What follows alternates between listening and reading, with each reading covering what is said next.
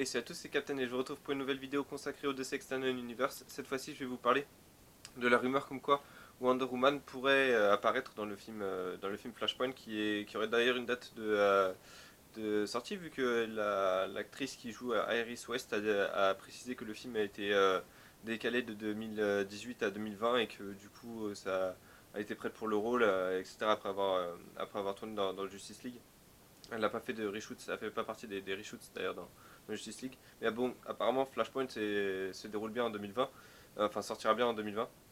Donc ça confirme ma théorie, la théorie de beaucoup de personnes, c'est-à-dire que tous les films ont été annoncés, là les 8 films qui ont été annoncés lors de la Comic Con sortiront entre 2019 et 2020, donc on aura 4 films par an. Ça me paraît quasiment assuré. Donc je voulais vous parler de cette rumeur qui n'a pas été démentie, donc je pense qu'elle est quasiment confirmée, comme quoi Gal Gadot reprendra son rôle de Wonder Woman, ou peut-être une entité qui ne s'appellera pas Wonder Woman, mais qui sera quand même princesse des Amazones, puisque, je reviendrai tout à l'heure expliquer en quoi, à mon avis, le nom Wonder Woman dans l'univers Flashpoint, euh, ça posera, désolé, ça posera problème au niveau du grand public.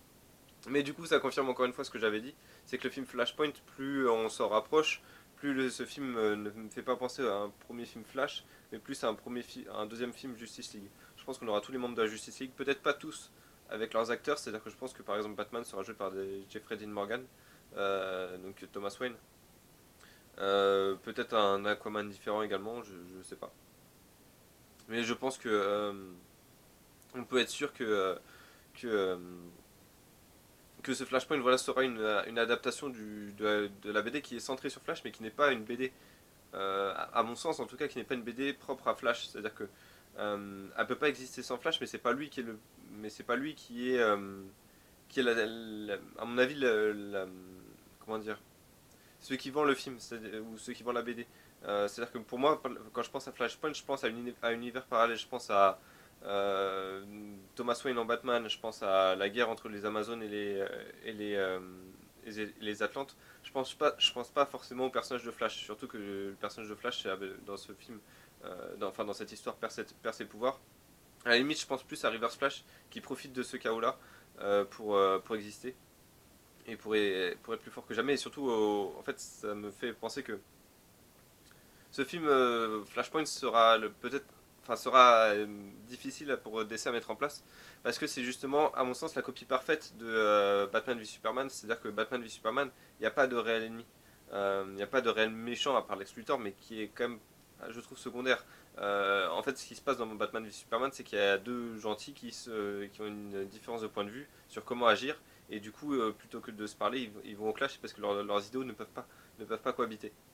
Je pense que dans Flashpoint, ça sera à peu près pareil dans le sens où c'est Barry qui a encore une fois, comme pour le coup ça a été bien fait dans la saison 1 dans la saison 3 de Flash, dans l'épisode 1, où on avait Reverse Flash qui disait qui est le vilain maintenant, Flash, qui est le vilain. Et justement, ça peut être ça la question de ce film, c'est qui est le vilain au final, parce que Reverse Flash il va juste profiter des conneries de Barry Allen, c'est pas lui qui va retourner dans le passé et créer un monde alternatif où c'est le bordel sans nom. À la limite, il est méchant dans le sens où il a créé le paradoxe en tuant Nora Allen. Euh, Pourquoi j'avais dit que Wonder Man ça allait poser problème? Parce que je pense que du coup, quand les gens pensent à Wonder Man, et à juste titre, je pense que quand le grand public va penser à Wonder Man, il va penser à surtout le public féminin va penser à cette héroïne qui incarne le bien, qui incarne l'espoir, qui incarne l'amour, etc. Alors que peut-être même la paix, ou en tout cas qui se bat pour la justice. Alors que si on suit encore une fois l'adaptation Flashpoint, ce qui a l'air d'être le cas, vu toutes les rumeurs qui sortent, enfin celle-ci en est la preuve.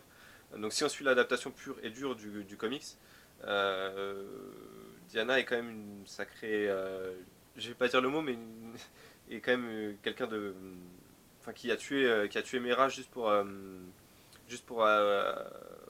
obtenir le trône de Atlantis, ou en tout cas essayer. Donc ça correspondra pas à l'image que les gens se feront de Wonder Woman, et du coup j'ai peur que 3 ans après la sortie du film Wonder Woman qui a complètement ancré voilà, ce personnage en tant que limite ange de l'humanité, euh, j'ai peur que 3 ans plus tard cette image soit complètement écornée par Flashpoint, donc ça serait peut-être plus logique d'appeler le personnage que jouera Gal Gadot autre chose que Wonder Woman. C'est mon opinion, après je sais pas pour vous, mais personnellement je pense que c'est un peu trop risqué, ça serait un peu trop dur à accepter pour le public. Encore une fois, je parle du grand public, je parle pas de nous, public de comics, qui connaissons cette histoire et qui savons que c'est un univers alternatif qui disparaîtra à la fin du film. Euh, Même si c'est pas forcément vrai dans les comics, mais bon, là je spoil.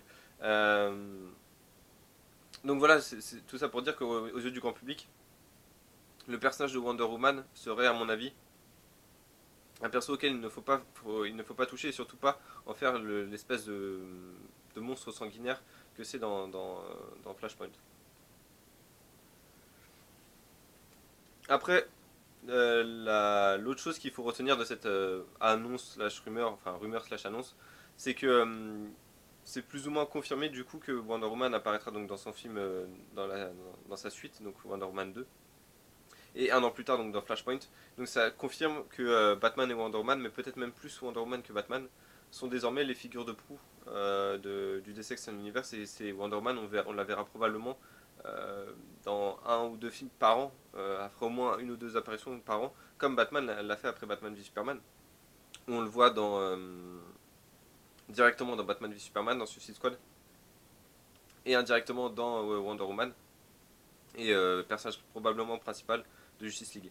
Donc Wonder Woman serait, entre guillemets, peut-être le visage du DC Extended Universe dans ce qui pourrait être la phase 2, c'est-à-dire l'après Justice League. Voilà. Donc je sais pas ce que vous en pensez de cette annonce. Personnellement, voilà, parce que au final j'ai pas beaucoup donné mon opinion.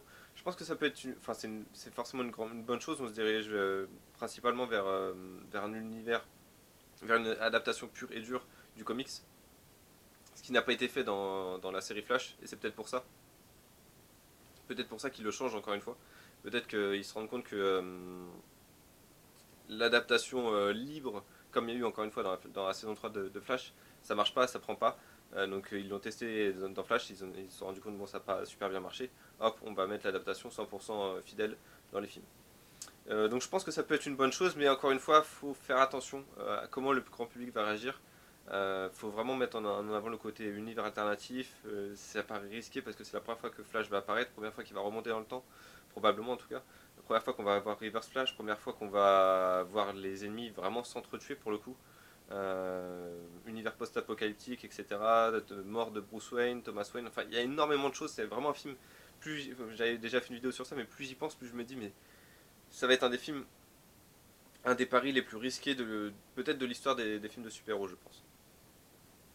Donc voilà, on va voir déjà quel réalisateur va accepter de prendre cette charge sur son dos, cette responsabilité sur son dos, parce que c'est vraiment pas, à mon sens, c'est vraiment pas un cadeau. Mais si c'est bien fait, ça peut être génial et renversant. Donc voilà, c'est tout ce que je voulais dire pour cette vidéo, donc merci d'avoir regardé, n'hésitez pas à me dire ce que vous en avez pensé dans les commentaires, et puis bah, je vous retrouverai pour d'autres vidéos d'essais sur la chaîne dans les prochains jours. A bientôt.